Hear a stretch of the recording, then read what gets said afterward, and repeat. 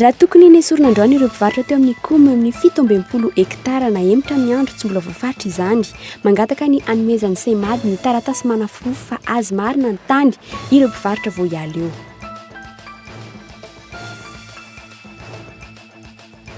Isan'ny manimba ny laram-pirenena eto amintsika ny tsy fananjanany fetra farana amin'ny lanja tokony hoentin'ny fiaragoavana araka ny lalàna izay alehan'izy ireo. Mitaraina itsakilan'izay ireo mpamily fa misy afetsena sy fanararaotana ataon'ireo tompona andraikitra. Ankilan'izay laza ny ministra tompona andraikitra fa tokony asondratra ariary folo isaka ny kilao na iray alina isaka ny taonina izay lamandy alohan'ireo mandika lalàna.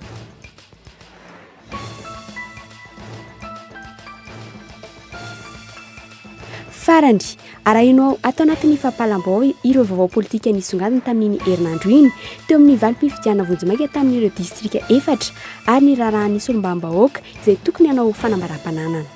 Ny andindin'izay avy hatrany.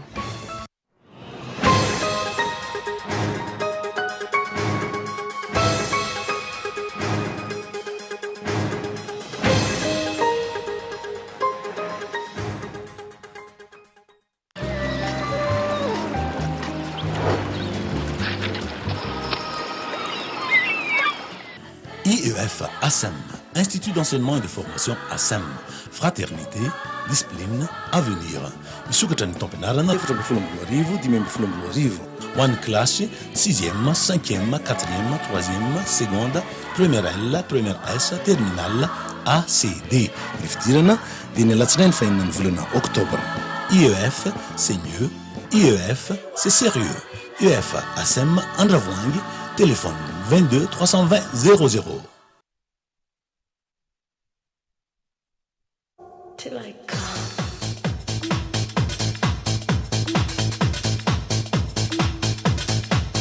Till I come. Change it and say. Till I come.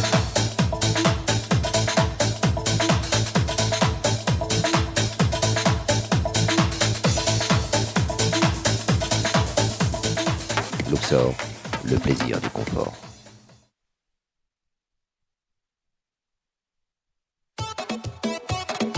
Zay tadiavinao, hitanao avokoa. Premier choix, première qualité, TV LED, marque originale, subwoofer, synthétiseur, lecteur, sonorisation. Hitanao any magasin Baolay. Baolay ny tsara trano.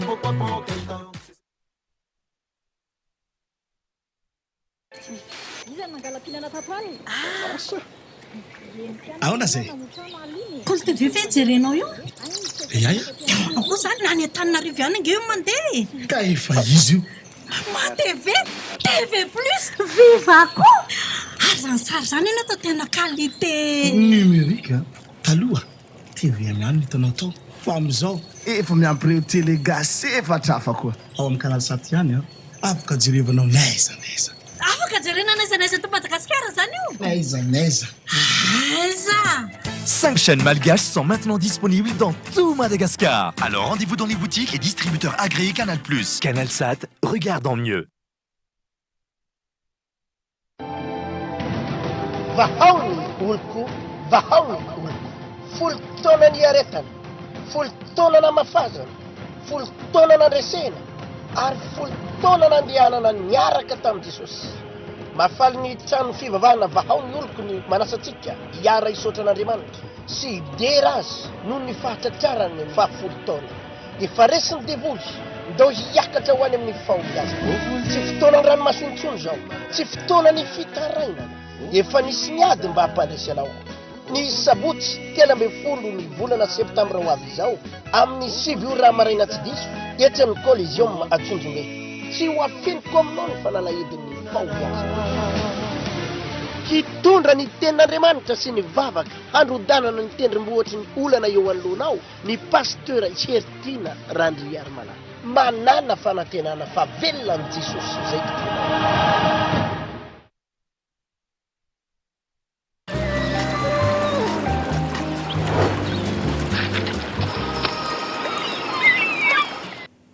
miarabasika rehetra manaraka ny fampalalam-baovao eto amin'ny fahitalavitra kolo amin'ity takariva ity tompoko lasy tompoko vavy manasinao mpanajana tompoko anaraka izany hatramin'ny farany. Ny pejy sosialy avy hatrany ary nahemotra amin'ny andro manaraka indray ny fanakisahana ireo mpivarotra ao amin'ny tsenan'ny KOLO 67 hektara. Raha toka tokony ho natao androany izany dia nangataka ny anomezan'ny seimady ny taratasy ahafahany manisaka azy ireo ny mpivarotra androany maraina. Aorian'izay vao ifampiraraha amin'ny fiadidinan'ny tanàna izy ireo momba ny fandaminana ny toeran'izany mpivarotra izany ao anatin'ny tsenan'ny KOLO. Ny andindininy. Amin'ny enon'ora maraina tonga tetỳ amin'ny tsenan'ny KOLO ireo polisy munisipaly sy tompon'andraikitry ny fiadidinana tsena. Raha tsy ivana nanana 10 andro nanomboka tamin'ny 27 ny volana aogositra lasa teo ireto mpivarotra ireto ny tadiavana vahaolana amin'ny tokony ikisahana izy ireo. Ilain'ny orinasa seimady ny velaran-tany 20 metatra sy 70 metatra. Miara-manaiky na ny mpivarotra na ny fiadidinan'ny tanàna fa an'ny seimady ny tany saingy nilaza ny mpivarotra fa mangataka ny taratasy ahafahan'ny orinasa seimady manisaka azy ireo. Faharoa, mangataka ny anisana sy andraisana anarana ireo mpivarotra rehetra tokony ahisaka mba tsy olom-baovao no hivarotra amin'ny toerana voatondron'ny komunina asiana ireto mpivarotra ireto. Rehefa misy fanamboarana tsena ohatran'izao dia ny komina no manao azy dia zao ny zavatra nisy. Le olona tompony toerana tsy nahazo toerana tsony, olona vaovao ny tonga eo. Zay ny zavatra nisy hatramin'izay. Zao azo atao izany. Nanao tao tao am-posary. Inona no alakamisizma andavanandro zany ke mpanao asa tanany. Andavanandro manao ny asa taoko alakamisizma vao mivarotra zay nefa navadika alakamisizma izy ihany menao. Ka tsy ekenay zavatra ohatran'izay hoe oka andeha transparent le zavatra ataontsika. Ary zay naty nangatany le mpanao asa tanana hoe asehoya le mpivarotra eto hoe aseho le taratasy zany iangavinay amin'ny seimady zany aseho le taratasy milaza hoe ilainay le tany 20 mètres sy 60 zay. Nilaza kosa nefa ny tompon'andraikitra ao amin'ny fiadidinan'ny tanàna fa misy manakorotana ny fandaminana efa niarahan'ny mpivarotra ny orinasa seimady ary ny fiadidinana Antananarivo nanapa-kevitra efa nanaiky ny isitaka 20 metatra miala ny tambohan'ny seimady ireo mpivarotra tamin'ny fifanarahana.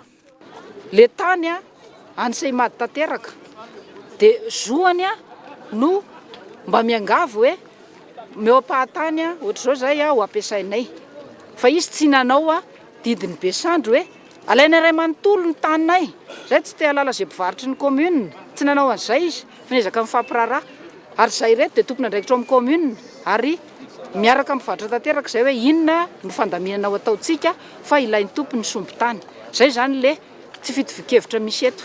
Niembotra amin'ny andro mbola tsy voafaritra hatreto ny fanakisahana ireto mpivarotra ireto. Mpivarotra izay efa manana ny lazany maneran-tany amin'ny fivarotana asa tanana malagasy. Voaresaka foana ny ady tany tahaka izao mitranga izao tato anatin'ny Repoblika fahaefatra. Samba ny tamin'ity indray mitoraka ity nanaja ny maha-olona izay tafiditra ao anatin'ny lalàna ny tompon-tany manala ny mpivarotra. Ny tontolon'ny politika kosa no anohizantsika izao fampalalam-baovao izao. Tsy otompoina fa anompo ny piraitan-drazana aminy tsy tsinjo afa-tsy ny tombotsoa ambonin'ny firenena ary anandratra avo ny fiandrianam-pirenena. Ireo no vely rano ny fanaovan'ireo antoko milaza azy ho mpanohitra teny Andrenarivo nandritra ny fanolorana tamin'ny fomba ofisialy ilay satan'ny mpanohitra na izany aza nefa mbola hitataratra ihany ny fisaraham-bazana eo amin'ireo milaza fa samy mpanohitra ireo. Iandro Rarson no mitatra ny andindininy. Ny omalitry niova, io no azo ilazan'ilay satampanohatra natolotra tamin'ny fomba ofisialy androany.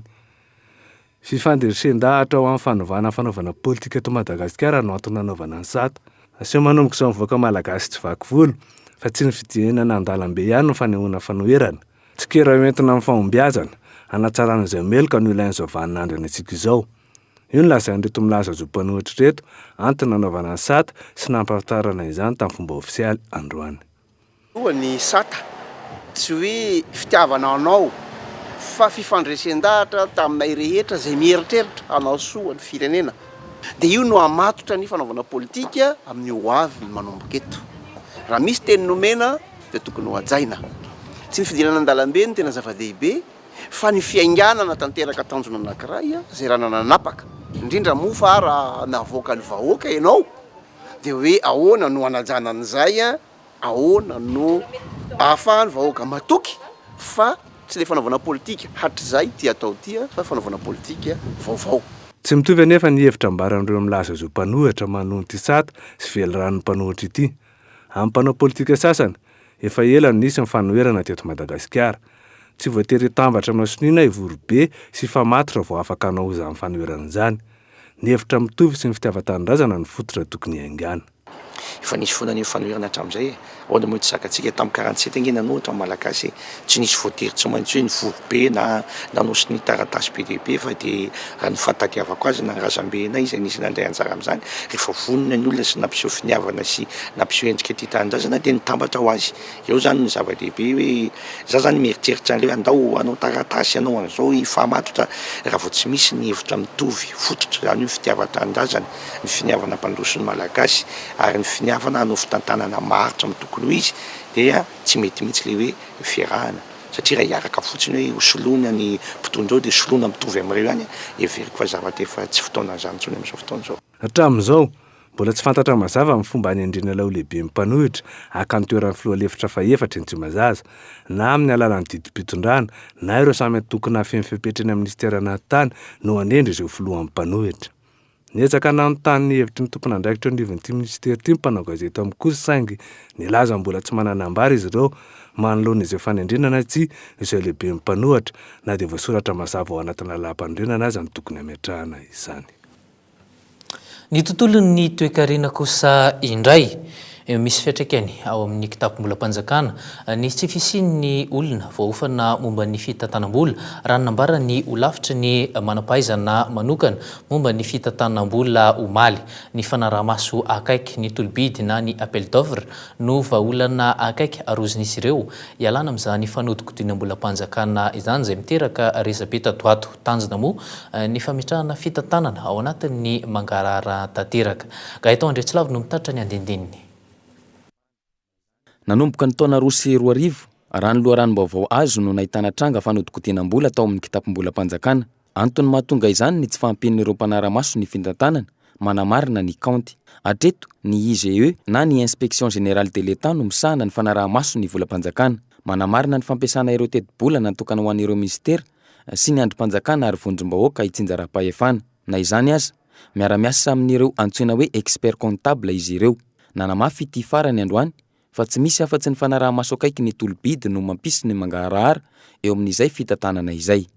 Ireo orinasa rehetrarehetra mametraka offre amin'ireo appel d'offre ireo dia tokony mandalo expert comptable aloha ny état financier ahafahana manamarina hoe ireo olona ireo dia tena olona mahay an'ilay asa, olona manana ny capacité financière ozy ny fiteny ahafahany manao an'ilay asa fa tsy hoe koa ireo olona mitsopotsoponina teny. Izany ahafahana manatsara an'ilay gouvernance zany dia zavatra rehetrarehetra resahana izay.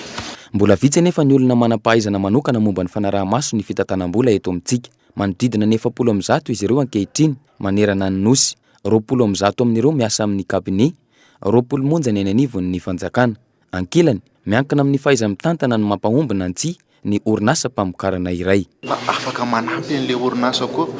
Misy olona ohatra andray ohatra kely anankiray misy olona te hanangana orinasa dia ny expert comptable zany no olona azo ny antonona hoe inona no zavatra tokony atao, ahoana ny fomba hitondrana azy, iza no ahoana ny fomba hanaovana ny prévision entina any amin'ny banque mahazahoany vola iasana. Ho amafisina araka izany ny fiofanana amin'ity sehatra ity. Isy ihany koa ny hetsika fampahafantarana ny mahazava-dehibe ny fahaizany mitantana eo amin'ny sehatra miankina na tsy miankina amin'ny fanjakana. Eo amin'ny pejy ny fifamoivoizana kosa indray no anohizantsika izany fampahalalam-baovao izany. Araka izany ary dia isan'ny manimba ny lalam-pirenena eto Madagasikara ny tsy fanazana ny fetra farany amin'ny lanja tokony hoentin'ireny fiara vaventy ireny araka ny lalana izay alehan'izy ireo. Mitaraina ezakilan'izay ireo mpamily fa misy afetsena sy fanararotana ataon'ireo tompon'andraikitra ao anatin'izany fifamoivoizana izany. Ankilan'izay nefa nilaza ny minisitra tompon'andraikitra fa tokony asondritra ny ariary folo isaky ny kilao na ny iray alina isaky ny taonina izay lamandy alohan'ireo mandika lalàna. Gaetao Andretsilavo ihany no mitaritra ny andindininy. Tsy tokony ohatran'ny 20 taonina ny lanjan'ny fiarabe mivezivezy amin'ireo lalam-pirenena eto Madagasikara. Matetika nefa izy ireny no mahatratra 30 na 40 taonina. Manimba aingana ny lalana izany ary antom-piforonan'ireo lavadavaka maro amin'ny lalam-pirenena hoy ny teknisiana. Mialoha niditra ny Moramanga sy Toamasina no misy fandanjana ho an'ny lalam-pirenena faharoa. Mialoha niditra ny Maivatanana izany ho an'ny lalam-pirenena fahaefatra ary mialoha niditra ny Ambatolampy kosa ho an'ny lalam-pirenena fahafito. Mitaraina nefa ireo mpamily fa fanararaotana no nataon'ireo tompona andraikitra mpandanja fiarabe amin'ireny toerana ireny matetika. Ray alina ny taona zay ny any an-tanàna mamaybely Maivatanana to dia be dia be nalainy zala ohatrany hoe metsasaky taona zao dia angalana zala roa hetsy nefa raha ohatrany liana tamatavy dia tokony ray hetsy nalainy 5 alina nalainy. Ohatry taonina ray le tokony puissance an'le entana tokony hoentina ray alina dia raha ohatra hoe mihoatra taonina roa izany dia 2 alina. Le ohatran'le mihoatra zany eo amin'ny 35 taony 40 taony igny le mihoatra zegny zany raha mihoatra an'izay zany dia magnefa. Fa matsimbola avy amin'ny banky iraisam-pirenena no nahafahana nametraka ireo fandanjana telo amin'ny lalam-pirenena faharoa sy fahaefatra ireo. Fepetra napetraky ny famatsy vola ny tsy maintsy andoavana lamandy, ireo camion sy hanomezana camion hafa ny entan'ireo camion mitondra entana mihoatra.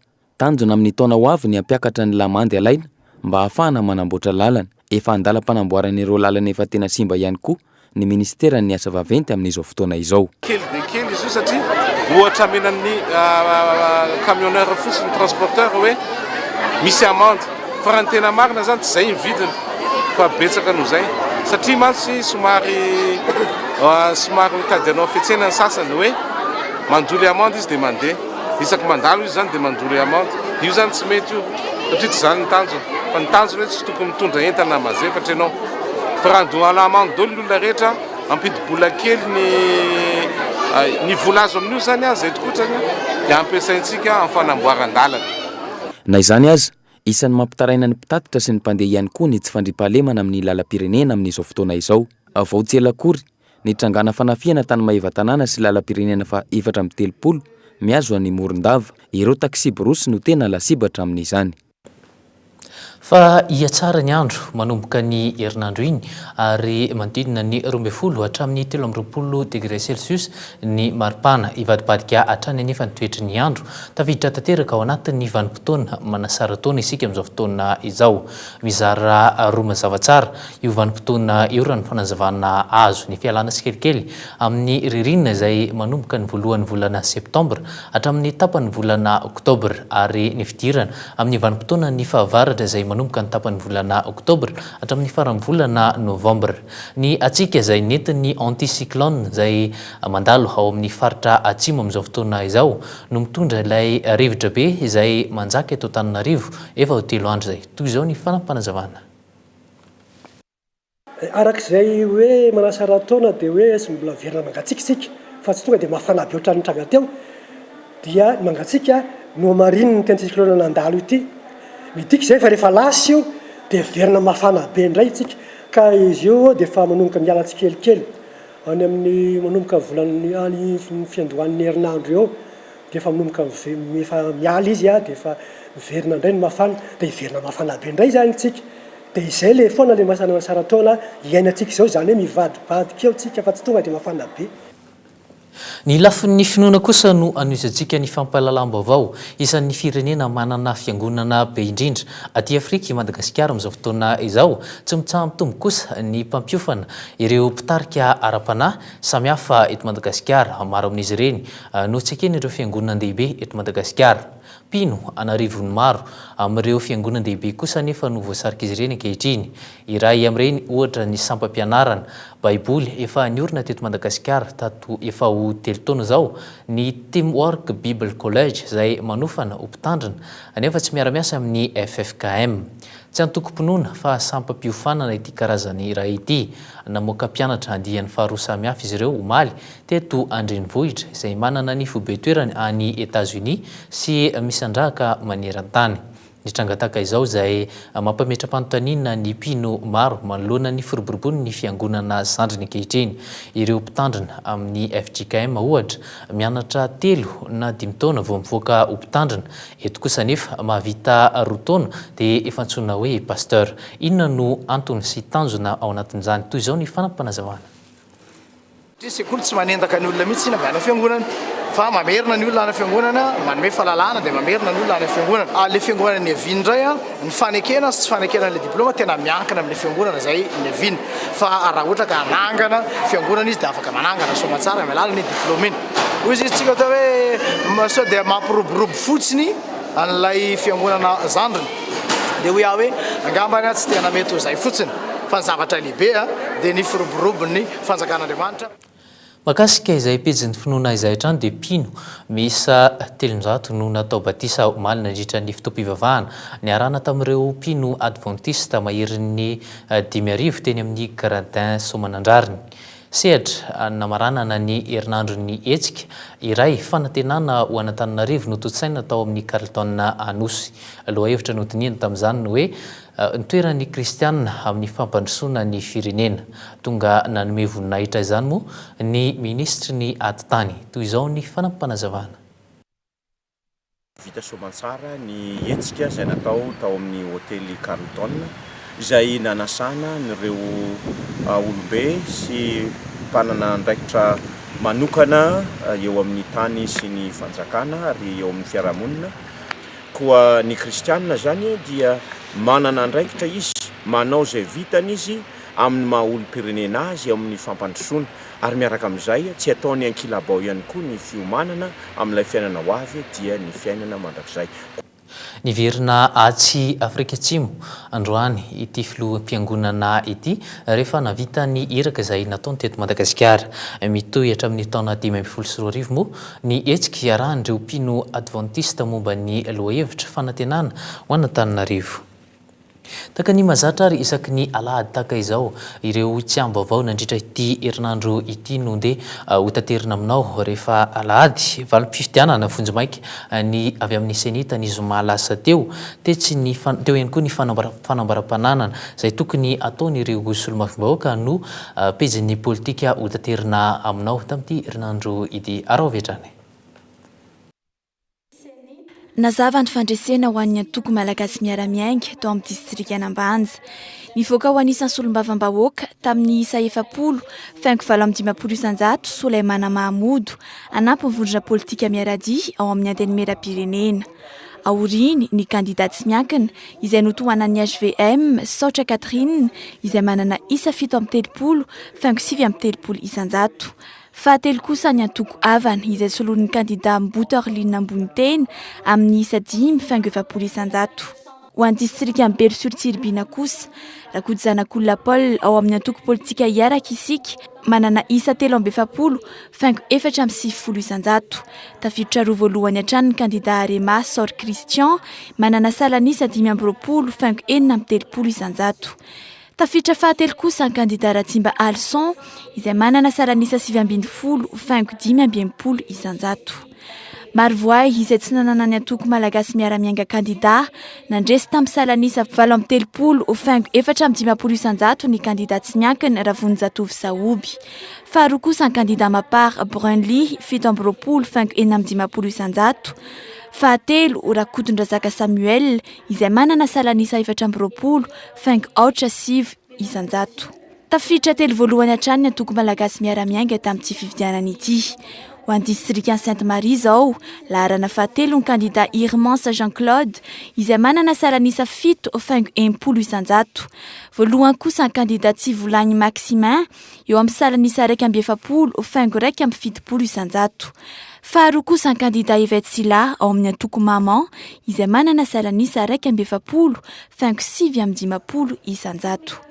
Etsakilan'izay anefa mandra-piandra valim-pifidianana avy amin'ny CES niarahaba mpifidy tany amin'ireo distrika ireo filohan'ny senita.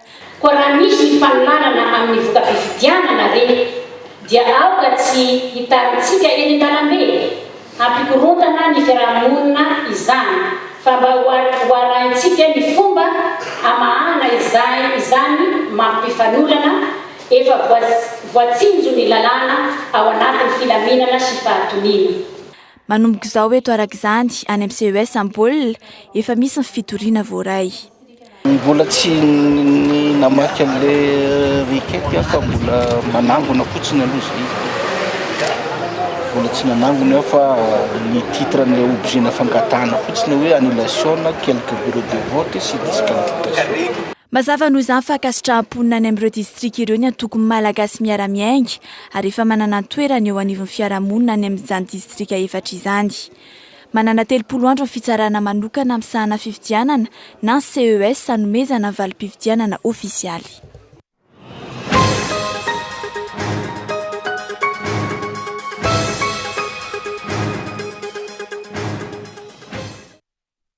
Ny fanerena azy ireo anao fanambaram-pananana sy ny fiatran'ny immunité na ny fahafahana manenjika azy araka ny lalàna mandritry ny mandat ireo no lavin'ny député ka novan'izy ireo tamin'ilay ordonnance navoaka ny gouvernement. Ny tsy panina CC fanovana nentin'ny député io ka antony tsy azo ampiarana ny lalàna 724 tsipika ohatraohatra sivy izay lany ny 7 Jolay farany teo. Ireto avy no antony izany. Tsy nampahafantarina ny gouvernement amin'ny fisian'ny conférence de président izay nandinika io fanitsinana natao io mialohan'ny nifidianana azy ny filohan'ny teny miram-pirenena araka ny takiany lalàna. Nambaran'ny ACC araka izany fa tsy afaka nampiasa ny zosy fahefana nomena azy ary hidinika mialoha izay mety fanovana tao amin'ny lalàna ny gouvernement. Antony lehibe nandraisan'ny ACC fanapahana laharana fa 2020 ACC D3 tamin'ny titolakandro ity. Dika avy hatrany fa ilay didim-pitondrana 424 tsipika ohatraohatra ray nataon'ny gouvernement tamin'ny 9 Aprily taona 424 no mbola manan-kery. Didim-pitondrana izay manery solombavam-bahoaka tsy maintsy hanao filazam-pananana ireo fananana tao anatin'ny 5 taona mialoha mahasolombavambahoaka azy fa raha fahatarany 3 volana ore mahasolombavambahoaka azy ireo. Manaraka izany, isan'ny tsy mahara-dalàna izany ihany koa ny hazakazaka nandaniana io lalàna io.